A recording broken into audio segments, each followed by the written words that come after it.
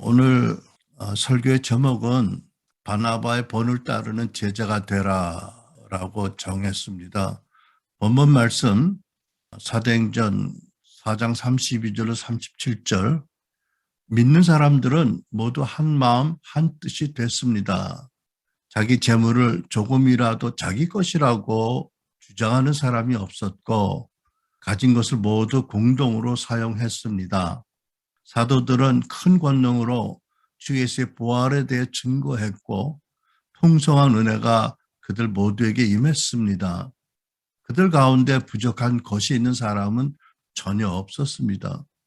이따금씩 땅이나 집을 소유하고 있던 사람들이 그것을 팔아서 돈을 가져다가 사도들의 발 앞에 바쳤습니다. 그러면 누구든 필요한 사람에게 나눠 주었기 때문입니다. 키프로스 출신인 요셉이라는 레위 사람이 있었습니다. 사도들은 그를 바나바라고 불렀는데 바나바는 위로의 아들이라는 뜻입니다. 그 사람이 자기의 밭을 팔아서 그 돈을 사도들의 발 앞에 놓았습니다. 오늘은 바나바에 관한 말씀을 살펴보면서 하나님께서 그를 통해서 우리에게 주시는 교훈이 무엇인지를 살펴보려고 합니다. 바나바는 우리말 성경에는 키프로스라고, 개역 성경에는 구브로라고 번역된 사이프러스 섬 출신입니다. 사이프러스는 지중해의 세 번째 큰 섬이고 우리나라 제주도의 5배 정도가 되는 큰 섬이지요. 아주 풍광이 아름답다고 합니다. 이스라엘에서 무려 200km나 떨어진 먼 곳인데 나중에 이제 바울과 바나바가 안디옥 교회에서 선교사 파송을 받고 제일 먼저 도착한 곳이 바로 이 구브로 키프로스 섬입니다. 아마 바울과 바나바는 선교 계획을 세울 때 자연스럽게 바나바의 고향인 구브로 섬 키프로스로 가기로 뜻을 모았던 것 같아요. 근데 하나님께서 사실 인도하고 계셨고 그들의 결정을 기뻐하시고 존중하신 것으로 믿어집니다. 어떻게 이렇게 믿어지냐면 그 섬에 도착해서 섬의 총독에게 복음 전할 기회가 있었어요. 근데 그 총독의 측근으로 있던 마술사가 자꾸 복음을 못 전하게 방해하는 거지요. 그러자 바울에게 하나님의 큰 진노의 마음이 임해서 바울이 선포합니다. 내게 하나님의 진노의 선이 임하리니 내 눈을 멀게 될 것이다. 엄청난 선언을 했는데 그런데 이게 안 이루어졌으면 바울과 바나바를 거기서 참수당하고 선교 시작하자마자 순교당했을지 모르는데 하나님이 그 말씀 그대로 역사하셔서 순간적으로 마술사가 자칭 능력 있는 그 섬에 마술사가 당장 눈이 멀게 됐거든요. 총독이 깜짝 놀랐고요. 그리고 총독이 마음을 열어 믿고 또 말씀을 배우는 첫 열매가 되었습니다. 이걸 보면 두 사람이 첫 선교지가 바나바의 고향인 구브로 섬인데 하나님이 그들과 함께 하셨고 그들의 선택을 참 기뻐하셨다. 그들을 통해서 큰 영광을 나타나셨다라고 믿습니다. 근데 이제 이 구브로 섬 200km나 떨어진 육로가 아니고 해양으로 가야 되는데 엄청 먼 길이잖아요. 그 당시. 어떻게 예루살렘으로 옮겨와서 예루살렘 교회 교인이 되는지는 나와 있지 않아요. 성경에. 근데 제 생각에는 어쩌면 그가 정통 유대인으로 자란 게 아니라 외지에서 어린 시절을 자랐기 때문에 좀 그래서 더 개방적인 마음의 소유자가 된 게 아닌가 이렇게 생각을 합니다. 제가 그렇게 생각하는 이유가 있어요. 저희들이 캐나다, 미국에서 이민 목회했을 때, 특히 캐나다에서 교단에서 이제 이민 목회할 때, 그때 우리를 만나는 캐나다의 그 목회자들이 다 친절했어요. 캐나다 사람들은 미국 사람들보다 더 친절하거든요. 이러면 미국 사람들이 뭐라고 느낄지 몰라도 제가 보기엔 그래요. 캐나다 사람들이 다 소박하고 친절해요. 근데 그중에도 더욱 우리에게 친절하게 해준 분들이 있었어요. 나중에 알고 보면 이분들이 다 외국 가서 살았다 온 사람들이에요. 그러니까 부모님이 선교사님으로 어릴 때 따라갔다 왔든지 본인들이 선교사를 갔다 왔든지 아무튼 본인들이 타국 생활을 해보았기 때문에 타국에 사는 이민자들의 고충을 아마 더 잘 이해할 수 있었고 그래서 더 친절했던 것 같아요. 좋지 않은 예인데 중국에 처음에 이제 개방됐을 때 우리 한국 분들도 많이 가고 사업차, 선교차, 뭐 캐나다, 미국서도 외국서도 많이 가잖아요. 근데 그때 한동안 이런 얘기가 있었는데 중국의 그 교포들이 미국이나 캐나다에서 온 분들이 더 친절하다고. 네. 아마 우리 한국은 문화권이 그 당시만 해도 다양하지 않아서 한국에 사는 사람들에 대한 이해가 좀 부족해서 그분들이 그렇게 느끼지 않았나.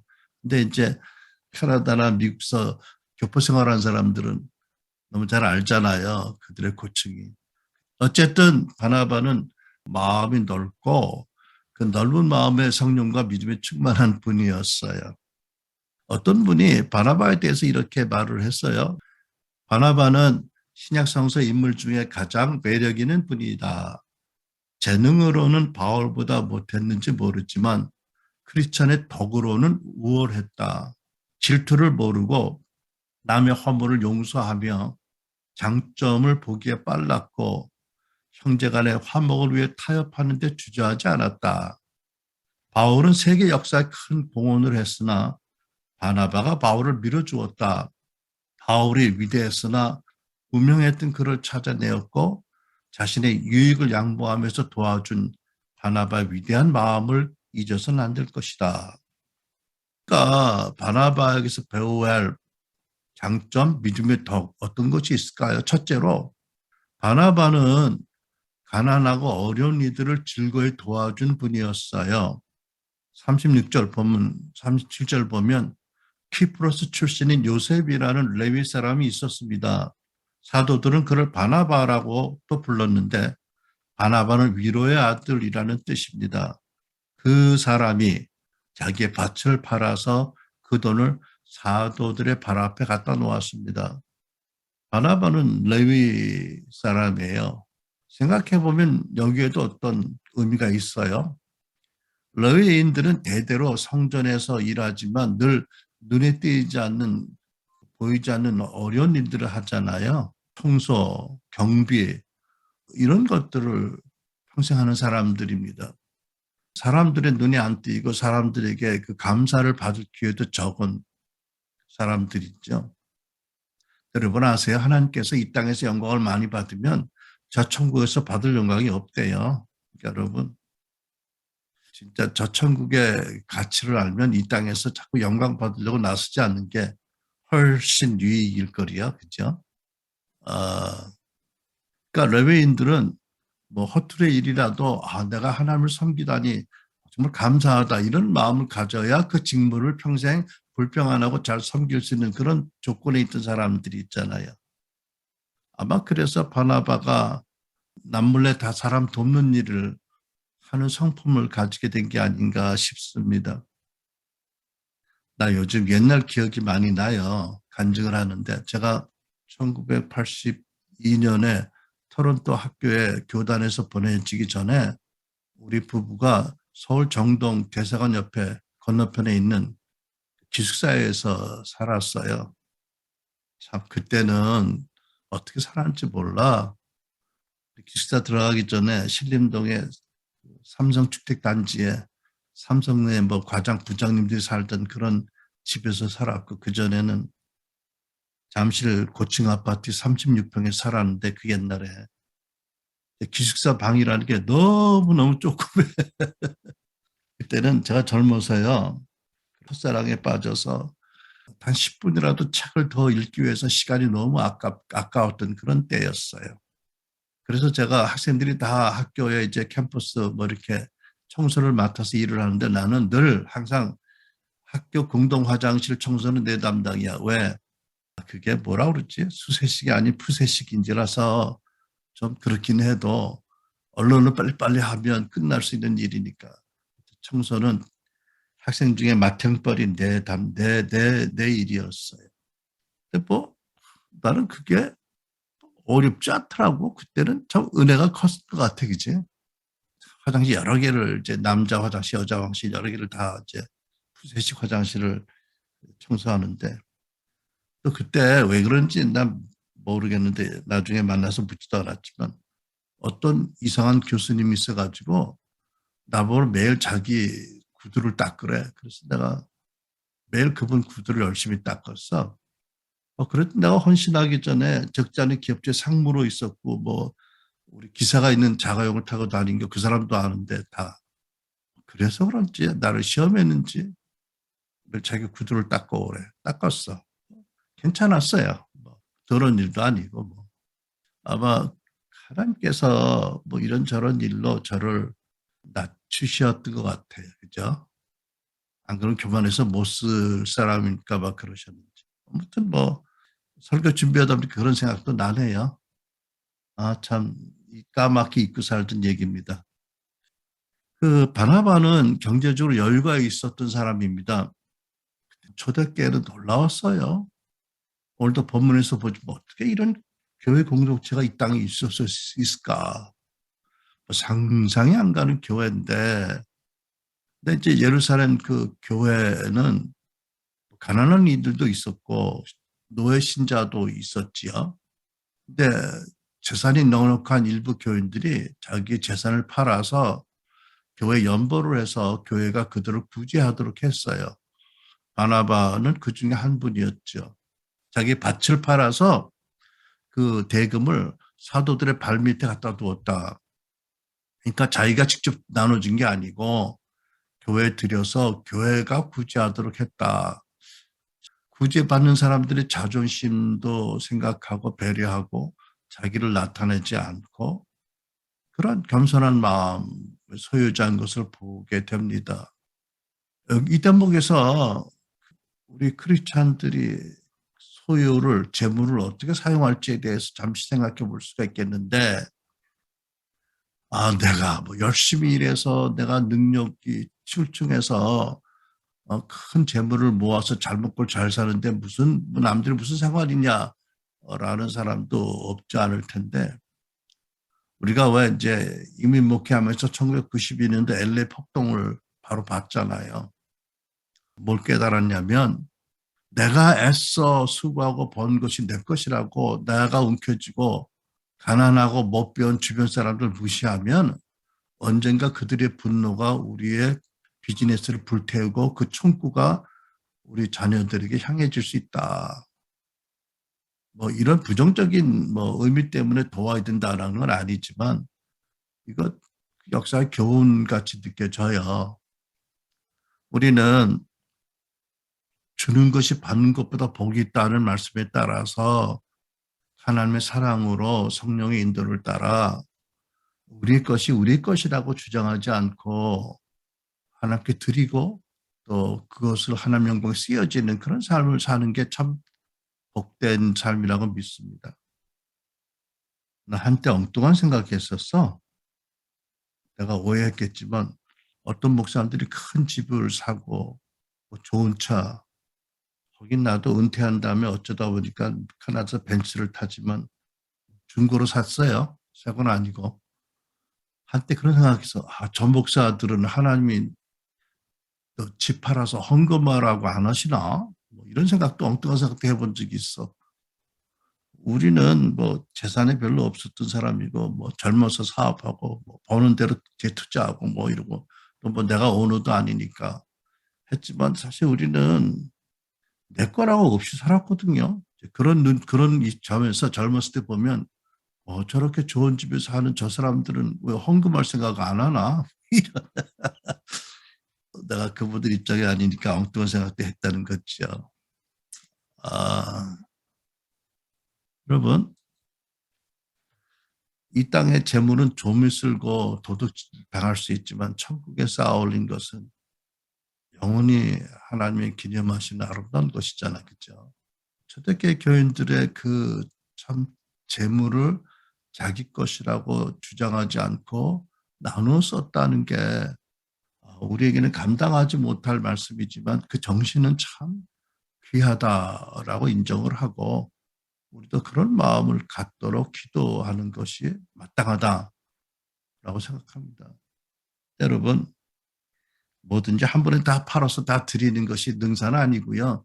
잘 경영해서 두고두고 하나님께 또 많은 재물을 드리고 계속 가난한 사람을 돕는 것도 굉장히 지혜로운 거예요. 그죠? 아무튼 우리 것이 아니다. 하나님이 우리에게 맡겨주신 것이다. 그러므로 우리 것이라고 알고 교만해하고 없는 사람 없이 여기는 것은 큰 죄악이다. 초대교회 교인들의 그 정신이야말로 참 우리가 본받을 기독교의 참 숭엄한 정신이다. 이런 생각을 해봅니다. 두 번째로 바나바는 다른 사람들의 장점과 가능성을 귀하게 여긴 사람이었어요. 사도행전 9장을 보면 바나바가 용기 있게 어떤 일을 한 것을 알게 됩니다. 무슨 일이냐면 이제 교회를 핍박하고 잔혹하게 크리스찬들을 박해하던 그 사울이 나중에 바울이 됐잖아요. 부활하신 예수님을 영광 중에 만나고 꼬꾸라지고 저가 또 며칠 동안 장님으로 있다가 저가 이제 정말 새 사람이 되었잖아요. 그게 열정적으로 하나님을 사랑하는 사람이 되었는데 그가 예루살렘에 올라왔을 때 아무도 그를 환영하지 않았어요. 그에 대한 소문이 났거든요. 이미 교계에서. 저것도 우리 예루살렘 교회 와서 핍박을 하려고 교회 들어와서 정보를 빼내려고 그러나 뭐 이런 생각을 했을 것 같아요. 아무도 바울을 맞아주지 않고 대화하지 않으려고 했는데 바나바가 성령 안에서 그 바울을 찾아가 만납니다. 그리고 그의 간증을 자세히 또 대화하며 그리고 정말 바울이 새 사람이 됐다는 것을 확인하고 바나바가 보증인이 되어서 후견인이 되어서 예루살렘 교회가 바울을 받아들이도록 해줬습니다. 이건 뭐 사실 하나님의 인도하심 아니면 할 일은 아니잖아. 그죠? 다 바쁜데 뭐 굳이 그죠? 위험 부담이 있는데. 하지만 이게 바나바의 장점이에요. 그죠? 성령 안에서 주의 마음을 받고 남들이 다 의심하는 사람이라도 그 사람을 만나서 대화하고 좋은 점을 발견하고 가능성을 믿어주고 후원해주는 사람. 여러분 이게 참 훌륭한 마음이다. 흠모하고 닮아가고 기도할 마음이다라고 생각합니다. 사도행전을 보면 나중에 스데반이 순교해서 죽고 큰 박해가 예루살렘에 일어나고 사도들을 제외한 성도들이 다 뿔뿔이 흩어져 갑니다. 그러면서 그냥 흩어져 피난민 가는 게 아니라 가는 곳마다 복음 전하고 교회를 세웠어요. 근데 그중 몇 사람이 안디옥까지 가서 거기서 유다인에게만 복음을 전한 게 아니라 헬라인들에게도 복음을 전했는데 그중에 믿는 사람들이 있었고 결국은 안디옥에 유대인과 헬라인이 함께 모이는 독특한 교회가 시작되었어요. 그러자 이 일을 들은 예루살렘 지도자들이 바나바를 보내서 그 교회가 어떤지 보고 오라고 파송을 했는데 이제 바나바가 뭘 받겠어요? 아무래도 문화가 전혀 다른 곳의 교회니까 예루살렘 교회와 많이 다른 점이 있었겠지요. 그러나 다른 것을 문제 삼지 않고 거기에 하나님의 은혜가 있는 것을 보고 복음이 있는 것을 보고 기뻐 교회로 축복한 거지요. 뿐만 아니라 격려하고 축복할 뿐만 아니라 자기가 남아서 거기서 복음을 가르쳤어요. 정말 성령의 사람이다. 마음이 넓은 사람이다. 그리스도의 눈을 가진 사람이다라는 걸 알게 됩니다. 여러분 예수님께서도 만나는 모든 사람들에게서 뭘 보셨어요? 그들의 아픔과 약함과 죄도 보셨지만 그들의 동기 좋은 것을 살피시고 그것을 끄집어서 칭찬해 주셨어요. 예를 들면 나다나엘이요. 뭐 나사렛에서 선한 것이 나오겠냐고 빈정대고 가까이 하고 싶지 않은 스타일의 사람이 있잖아요. 근데 나다나엘을 보시고 예수님께서 보라 이는 참으로 이스라엘 사람이라 그 속에 간사한 것이 없도다고 말씀하셨어요. 아, 이 사람은 꾸며서 말하진 않아. 스트레이트 토커야. 이거를 좋은 말로 표현하신 거라고 저는 믿어져요. 야, 참 재수없다, 이 친구. 뭐 사람이 이렇게 삐뚤어졌냐, 마음이. 뭐 이러시지 않은 거예요. 사실은 그렇게 말할 만도 한데, 그죠? 예수님 마태를 보셨을 때 사람들을 그가 부역자로, 로마 정부 부역자로 보았지만 예수님은 마태의 장점, 가능성을 보시고 제자로 부르셨어요. 여러분, 베드로를 얼마나 어땠어요? 사람들이 베드로가 배운 게 없다고 알아요. 촌스러운 어부였어요. 얼마나 충동적이고 성급해요. 실수도 많이 하고 자주 하고 회개도 잘합니다만. 또 야고보 요한이 오죽했으면 사람들이 우레의 아들이라고 별명을 붙였을까요? 여기서 쿵쾅하면 조금 우르륵 떨어진다는 거죠. 하여튼 뭐 성질이 더럽고 급하다 이런 거잖아요. 그죠? 우레의 아들. 와. 그런데도 예수님께서 그들의 좋은 점을 보셨고 그들을 변화시켜서 사랑의 사도가 되게 하셨잖아요. 이게 바나바가 예수님 마음을 닮은 거지요. 바나바가 원래는 어떠는지 모르겠어요. 성경의 기록은 못 찾았는데 우리도 그렇게 될 수 있다라고 하나님이 믿으셔서 성경에 이런 내용을 기록하셨다라고 저는 믿습니다. 우리도 서로 무슨 자기 자신에게서도 장점을 찾고 좋은 점을 보고 격려하고 그것이 자라나게 하자. 서로 격려하자. 세 번째로 바나바는 하나님 나라 안에서 자기의 서열이 바뀌어지고 낮아지는 것을 받아들인 분이에요. 안디옥 교회에 와서 교회를 인정하고 축복하고 말씀을 가르치는 바나바가 어떤 말을 듣냐면 바울이 다소라는 곳에 살고 있다라는 말을 들었어요. 9년 전에 헤어졌는데 바나바가 직접 그곳에 가서 바울을 데리고 왔습니다. 그리고 그때부터 둘이 함께 말씀을 가르치고 동역을 합니다. 대개 사람들은 자기보다 우수한 사람과 함께 일하는 거를 안 좋아해요. 그죠? 왜?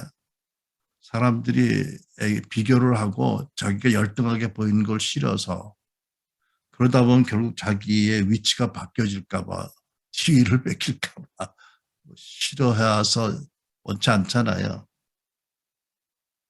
바나바는 그런 생각을 못하나?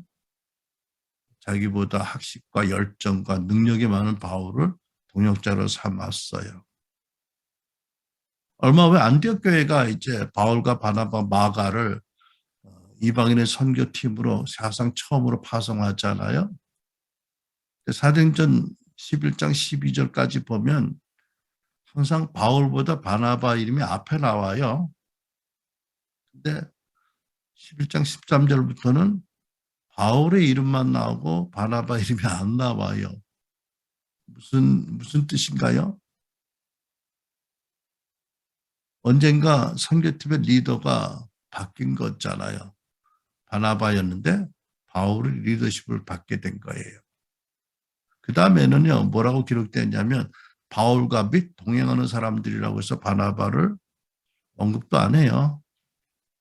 아, 이거 엄청 섭섭할 것 같아, 바나바 입장에서. 그죠? 내가 바울을 키웠는데 내가 바울에게 탑 리더의 자리를 내어주게 되었다. 그리고 그와 동역한다. 근데 저기 어디 봐도 바나바가 불만 푸는 흔적은 없어요. 뭐 인간이니까 마음이 왜 안 힘들었겠습니까마는 선교를 위해서 선교의 주이신 성령님의 뜻을 따라서 자기의 퍼주신이 낮춰진 것을 받아들인 것으로 보여집니다. 여러분 세례 요한도 예수님 제자가 자기들 제자보다 많아진 것을 기뻐했잖아요. 정말 기뻐한 것 같아요. 순수하게. 그죠? 하나님 나라 안에서 하나님의 일을 위해서 자기의 포지션을 남에게 양도하고 내려서서 그를 섬긴다, 돕는다? 이게 가능한가? 오늘날 교회 안에 이런 일들이 있다면 세상 사람들 얼마나 놀랄까? 네, 이제 바나바를 읽다가 다윗이 생각이 나는 거예요. 왕의 사위였잖아요. 총사령관이었어요. 근데 왕이 정신이 이상해져서 하루아침에 역적으로 몰아가지고 모든 걸 다 뺐고 와이프까지 뺐고 그리고 이제 도망자가 됐잖아요. 광야로 나가서. 그런데도 다윗은 여전히 사울을 마음을 다해서 공경하고 해치려 하지 않고 되가 안갚음으로 하지 않으려고 했어요. 결국 하나님의 마음에 합한 사람이라는 정말 영광스러운 이름을 얻게 되었죠. 아마 하나님께서 바나바를 굉장히 귀하게 천국에서 세우셨을 거라고 생각해요. 여러분, 일반적으로 보면 교회에서 뭐 때문에 문제가 많이 일어나냐면 첫 번째 직분이고 두 번째 재정이에요. 내가 원하는 직분을 못 받았거나 내가 보기에 자격이 없는 사람이 직분을 받았거나 이럴 때 좀 문제들이 많이 일어나더라고요. 제가 토론토에서 목회할 때인가 하루는 주보를 인쇄하기 위해서 인쇄소에 갔다가 다른 교회 주보 때문에 오신 한 장로님을 만났는데 어떻게 그 얘기 나오는지 몰라. 그들이 이러더라고. 목사님, 제 딸이 곧 결혼하는데 청첩장에 아무개 안수 집사보다 장로가 얼마나 영광스럽겠냐고. 딸을 위해서라도 장로가 되고 싶다고. 나는 그분들의 입장을 생각을 잘 못했었는데 듣고 보니까 이해가 가긴 가더라고. 근데 그 직분을 하나님의 직분을 그렇게 해서 추구하는 건 안 좋지. 네. 사람들의 생각이 되게 그렇더라고요.